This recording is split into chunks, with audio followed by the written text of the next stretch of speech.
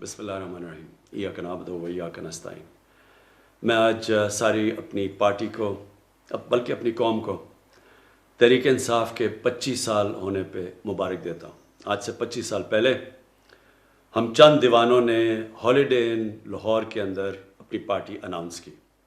ہمارا مقصد کیا تھا پارٹی اناؤنس کرنے کا؟ ہم سب یہ سمجھتے تھے کہ پاکستان کے اندر کرپشن ملک کو تباہ کر رہی ہے۔ پہلی دفعہ ایک پارٹی کسی نے کرپشن کو ایک مین نیشنل ایجنڈا پہ لے کے آئے۔ میں ایک پولیٹیکل سائنس میں نے پڑھی تھی یونیورسٹی میں، اس کے علاوہ میں نے برطانیہ میں پروفیشنل کرکٹ کھیلی تھی، تو میں اس نتیجے پہ بہت پہلے پہنچ چکا تھا کہ ایک قوم وسائل کی کمی کی وجہ سے تباہ نہیں ہوتی۔ قوم کے اوپر آپ بمباری کر دیں، اس کو جنگیں ہو جائیں، اس سے بھی قوم نکل آ جاتی ہے، لیکن قوم کرپشن کی وجہ سے تباہ ہو جاتی ہے۔ اور وہ کیوں ہوتی ہے؟ وہ اس لیے ہوتی ہے، اور کرپشن کس کی؟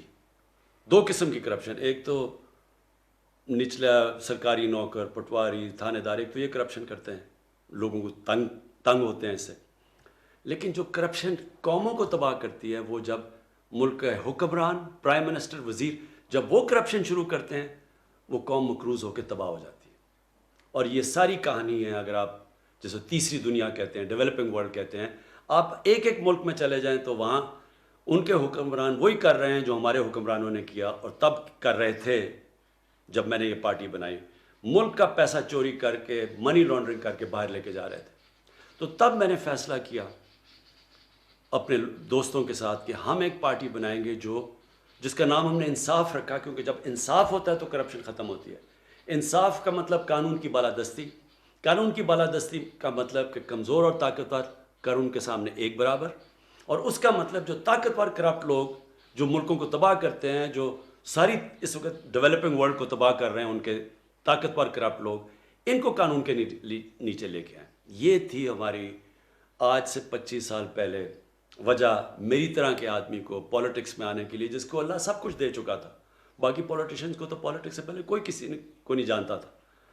میں تو سب پاکستان میں اس وقت بڑا نام تھا، کامیاب انسان تھا، ضرورت نہیں تھی پولیٹکس کی، اللہ نے دیا تھا سب کچھ میری ضروریات کے مطابق۔ وہ سٹرگل چلی ہماری 15 سال، 2 الیکشن بیچ میں آئے۔ پہلے الیکشن میں 1 سیٹ بھی نہیں، دوسرے الیکشن میں 1 سیٹ۔ یہ 15 سال ایک بڑی مشکل سٹرگل تھی، جس میں میرے ساتھ کئی لوگ آئے، کئی چلے گئے، کئی ہار مان گئے، کئی جی ہمارا گھر میں مذاق اڑتا ہے، ہم اور دیر نہیں رہ سکتے۔ اور خاص طور پہ جب دوسرا الیکشن آ رہے 2002 میں تو چند لوگ رہ گئے۔ میں اپنے نوجوانوں کو بتانا چاہتا ہوں کہ کیوں میں نے کبھی ہار نہیں مانی۔ 2 وجہ تھی۔ ایک یہ کہ میں نے کرکٹ کی گراؤنڈوں میں ایک چیز سیکھی تھی کہ جو ہار نہیں مانتا اور آخری گیند تک لڑتا ہے، اس کو ہار بھی ہرا نہیں سکتے۔ اور یہ بھی میں نے سیکھا تھا کہ جب بھی دنیا میں کوئی کام کروں، کیونکہ میں تب تک 2 کام کر چکا تھا، کرکٹ میں کامیاب ہو چکا تھا اور پھر شوکت خانم ہاسپٹل بنا چکا تھا۔ تو کامیاب انسان تب ہوتا ہے جب وہ جو کام کرنے کے لیے نکلے، جو خواب دیکھے، پھر کشتیاں جلا کے اس کی طرف جائے، پھر کبھی واپس نہ جائے، یعنی یا موت اور یا وہ کام ہوگا۔ تب انسان کے اندر جو صلاحیتیں ہیں، جو اللہ نے اتنی طاقت دی ہے، قوت دی ہے، وہ تب باہر آتی ہیں جب آپ فیصلہ کر لیتے ہیں کہ یہ ایک کام آپ نے کرنا ہے، جو بھی مرضی ہو جائے۔ اور پھر میرے سامنے نبی صلی اللہ علیہ وسلم کی زندگی تھی، میں نے ان کی بڑی کلوز اسٹڈی کر چکا تھا۔ قرآن ہمیں حکم دیتا ہے ان کی زندگی سے سیکھو۔ ان کی زندگی کیا تھی کہ اللہ کے حبیب 13 سال انہوں نے جب اللہ کا پیغام لے کے نکلے تو 13 سال سب سے زندگی کے مشکل وقت سے وہ گزرے، اور جان کو بھی خطرہ تھا، بھوک سے بھی اللہ نے ان کو آزمایا۔ تو میں نے یہ سوچا کہ ہمارے لیے سبق ہے کہ جو سٹرگل ہے اس سے کبھی گھبرانا نہیں چاہیے، کیونکہ اس کے بعد جو اگلے 10 سال تھے، ان 10 سالوں کے اندر انہوں نے دنیا کی تاریخ بدل دی۔ دنیا کی تاریخ میں کبھی اتنا بڑا انقلاب نہیں آیا، لیکن وہ پہلے 13 سال نے ان کی تیاری کروائی اس کے لیے۔ اور پھر بھی جب وہ 10 سال جو تھے جو انہوں نے دنیا کی تاریخ بدلی، پہلے 4-5 سال بہت مشکل گزرے ان کے، اماں خطرے میں تھی کئی دفعہ، بڑے برے حالات تھے اماں کے. تو میں بھی جب اسٹرگل کر رہا تھا تو میں یہ سوچتا تھا کہ اگر وہ اللہ نے ہمیں دکھایا کہ اگر اپنے حبیب کو وہ اسٹرگل کرا سکتے ہیں تو ہم بھی کریں گے. اس دوران میں پولیٹیشنز کو بڑے قریب سے دیکھا. تو میری سوچ میں 3 قسم کے پولیٹیشنز ہوتے ہیں. جو سب سے برے پولیٹیشن ہوتے ہیں، جو پولیٹکس عوام کا نام لے کے اقتدار میں آ کے پیسہ بناتے ہیں، اپنا پیٹ پالتے ہیں، کرپشن کرتے ہیں. یہ ساری دنیا میں اس طرح کے پولیٹیشنز کو برا سمجھا جاتا ہے. اس کے بعد کئی ایسے پولیٹیشن ہوتے ہیں وہ سمجھتے ہیں کہ اقتدار میں آ کے ہم اپنا بھی فائدہ اٹھا لیں اور ہم لوگوں کا بھی فائدہ کروا دیں. ایسے بھی زیادہ تر ایسے بھی پولیٹیشن ہوتے ہیں. اور پھر وہ جو بہت کم ہوتے ہیں جو پولیٹکس کو عبادت سمجھتے ہیں. اور سب سے بڑی مثال سرکار مدینہ کی ہے، کیونکہ انہوں نے تو ذات کے لیے کچھ کیا ہی نہیں. وہ اسی جدھر آئے، اسی مسجد نبی میں رہے، جب بیت المال میں پیسہ بھی آ رہا تھا انہوں نے اس کی کوئی اپنی ذات کی نہیں سوچی. پھر ہمارا یہ 15 سال تک پہلا فیز رہا. میں ہمیشہ سمجھتا تھا کہ میں تب دوسرے فیز میں جاؤں گا، یعنی کہ الیکشن جیتنے کے فیز میں جاؤں گا جب عوام میرے ساتھ آئے گی. اور وہ میاں والی کا ماڈل تھا. میں میاں والی میں جب پولیٹکس 2002 میں آیا تو صرف بچے میرے ساتھ تھے اور تھوڑے سے نوجوان. آہستہ آہستہ نوجوان علاقے کے سارے میرے ساتھ آ گئے، اور نوجوانوں کو دیکھ کے پھر آہستہ آہستہ جو سیاسی شخصیت تھی وہ میرے ساتھ آنی شروع ہوئی. یہی ماڈل ہوا جب کہ 30 اکتوبر 2011 میں ہم نے مینار پاکستان میں پہلی دفعہ لاہور کے لوگ میرے لیے نکلے. اس سے پہلے میں کوشش کرتا تھا، لاہور کے لوگ نہیں نکلتے تھے.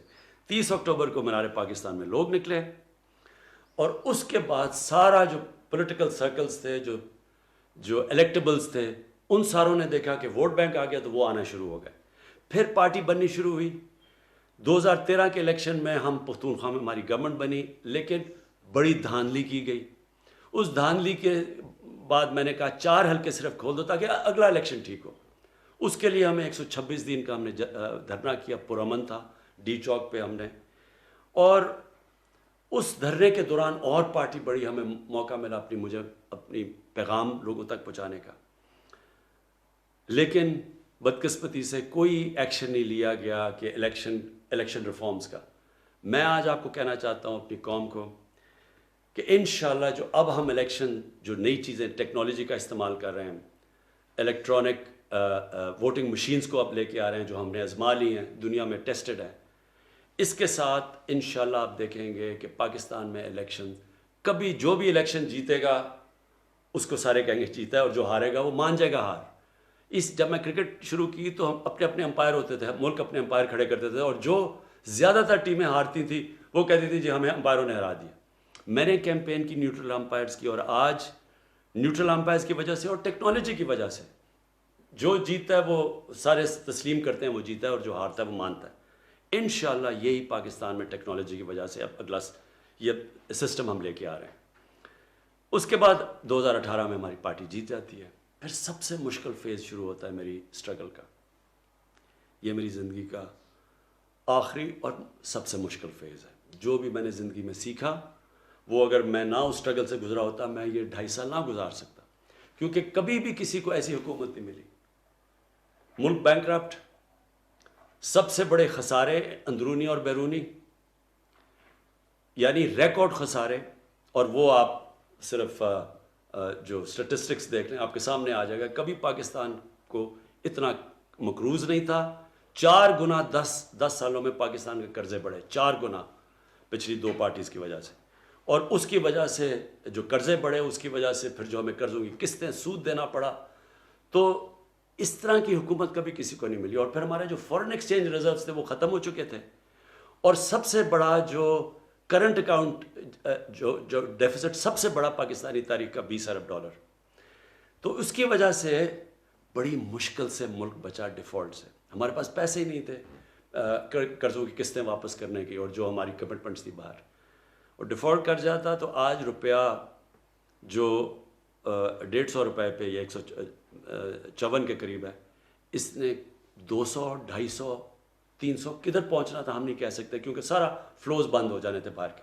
لہٰذا وہ بڑا مشکل وقت تھا جس میں ہماری سعودی عربیہ، یو اے ای اور چائنا نے ہماری مدد کی. اگر وہ بھی نہ مدد کرتے تب بھی ہم ڈیفالٹ کر جاتے. اللہ کا شکر ہے. اب میں آتا ہوں کہ جو مجھے فخر ہے یہ 2.5 سال کی سٹرگل میں کدھر ہے پاکستان. جو ہمارا بیرونی ملک جو بیرونی خسارہ ہے، کرنٹ اکاؤنٹ جو ڈیفیسٹ تھا، وہ 2.5 سال میں پہلی دفعہ 7-8 مہینے میں سرپلس پہ جا رہا ہے. یہ بہت بڑا میری حکومت کی کامیابی ہے.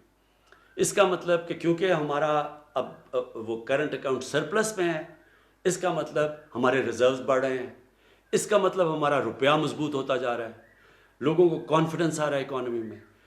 اس کی وجہ سے آج پاکستان کے اندر اللہ کا شکر ہے کہ کانفیڈنس اکانومی کی وجہ سے وہ شو کرتا ہے. ہماری جو سٹاک مارکیٹ اس نے بھی بڑا زبردست پرفارم کیا ہے. اور جو ہمارے شعبے آگے بڑھ رہے ہیں تیزی سے، کنسٹرکشن سیکٹر سب سے تیزی سے آگے بڑھ رہا ہے. پاکستان کی تاریخ میں سب سے زیادہ سیمنٹ کی سیلز ہوئی ہیں. اس کا مطلب ایکٹیویٹی، بزنس ایکٹیویٹی چل پڑی ہے. اور اللہ کرے ہمیں کورونا سے یہ ہم جو تیسرا ویو ہے اس سے ہم ٹھیک طرح ہمارا ملک آپ سب ہمارے ساتھ مل کے اس کے احتیاط کر لیں. تو جس طرح ہم اب جا رہے ہیں، اب پاکستان آگے بڑھ رہا ہے. ہماری لارج سکیل مینوفیکچرنگ آگے بڑھ رہی ہے. ہماری جو گاڑیوں کی سیلز ہیں، ہماری اس وقت جو ہمارے کسان ہیں، ہمارے کسانوں کے پاس سب سے زیادہ خوشحالی آئی ہے ہمارے دور کے اندر. ان کو پہلی دفعہ ہم نے گنے کی قیمت صحیح دلوائی ہے، ریکارڈ ان کو گنے کی قیمت ملی ہے، ان کو گندم کی قیمت سب سے زیادہ ملی ہے. آج دیہات کے اندر پہلی دفعہ ہمارا کسان خوشحال ہے. لیکن آگے ہم نے کیا کرنا ہے؟ آگے اب ہم نے، کیونکہ یہ قرضوں کا بوجھ پڑا ہوا ہے، ملک نے نکلنا کیسے ہے؟ ملک نے نکلنا ہے ویلتھ کریشن سے، دولت کے اندر اضافہ کرنا ہے. وہ کیسے کرنا ہے؟ سب سے پہلے ہم 2 شہر نئے بنا رہے ہیں. ایک لاہور کے اندر، اور ابھی کوشش کر رہے ہیں سندھ گورنمنٹ کے ساتھ ملیں، ایک بنڈل آئلینڈ. اور پھر ایک لاہور کے اندر ہی ایک سینٹرل بزنس ڈسٹرکٹ بنا رہے ہیں. اس سب سے گورنمنٹ پیسہ خرچ کیے بغیر، private sector, public private partnership سے دولت میں اضافہ ہوگا. اربوں اربوں روپے کا اضافہ ہوگا، جس سے کنسٹرکشن انڈسٹری بھی اٹھے گی، جس سے لوگوں کو روزگار ملے گا. اور اس کے علاوہ ہم انڈسٹری کو خاص انسینٹیوز دے رہے ہیں، اسمال اور میڈیم انڈسٹری کو انسینٹیوز دے رہے ہیں تاکہ، اور یہ 50 سال کے بعد وہ انسینٹیوز دے رہے ہیں اپنی انڈسٹری کو تاکہ ہماری انڈسٹری اٹھے، دولت میں اضافہ ہو. پھر ہم اپنے ایگریکلچر سیکٹر کے اندر، اپنے کسانوں کے اندر، کل میں انشاءاللہ کسان کارڈ لانچ کر رہا ہوں کہ کیسے اب ہم نے اپنے کسانوں کو اٹھانا ہے، ان کی پروڈکٹیوٹی انکریز کرنی ہے.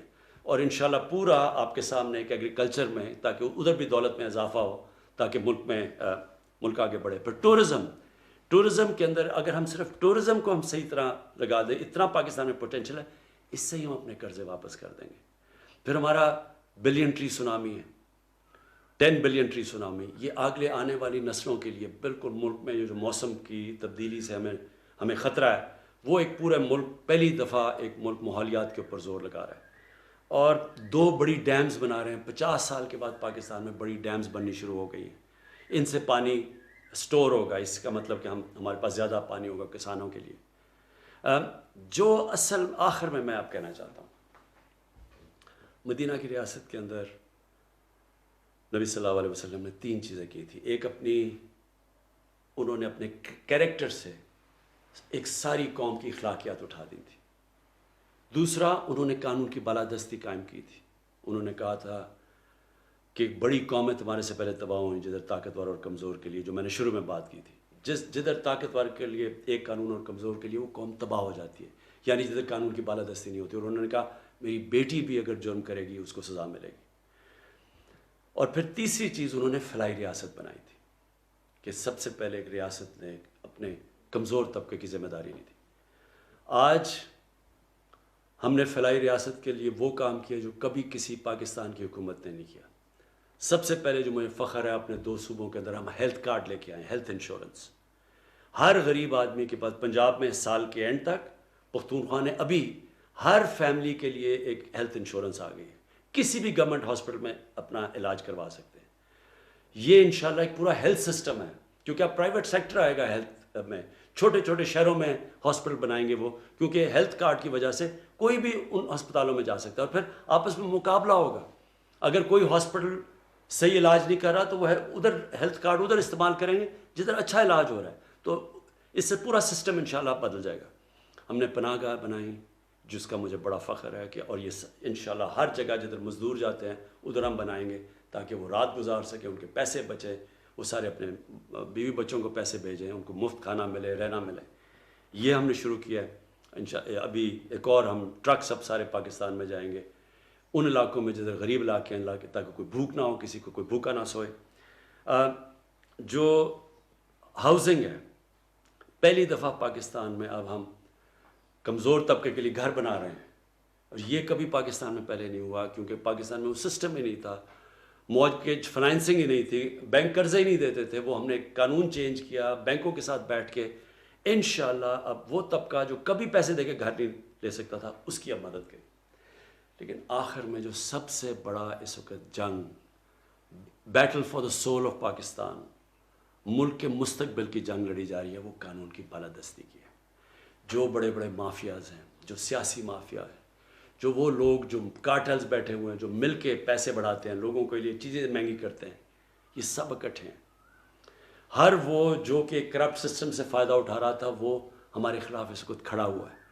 یہ ہے اب جو جنگ ہم لڑ رہے ہیں. یہ جنگ جس وقت ہم جیتیں گے, اور انشاءاللہ جیتیں گے, یہ آپ سمجھ لیں کہ اللہ نے جو نعمتیں اس ملک کو دی ہیں شاید ہی کسی ملک کو دی ہوں. وہ نعمتیں تب, یہ ملک کی نعمتوں کا تب فائدہ اٹھائے گا جب اس ملک میں انصاف ہوگا. خوشحالی ملک میں تب آتی ہے جس ملک میں انصاف ہوتا ہے. آپ دنیا کے نقشہ دیکھ لیں, جو سب سے خوشحال ملک ہیں ادھر سب سے زیادہ قانون کی بالادستی ہے. جو سب سے غریب ملک ہیں ادھر قانون نہیں ہے, انصاف نہیں ہے. اور جب مدینہ کی ریاست میں سب سے پہلے قانون کی بالادستی آئی تھی, پھر خوشحالی آئی تھی, اور انشاءاللہ وہی پاکستان میں ہوگا. پاکستان زندہ باد.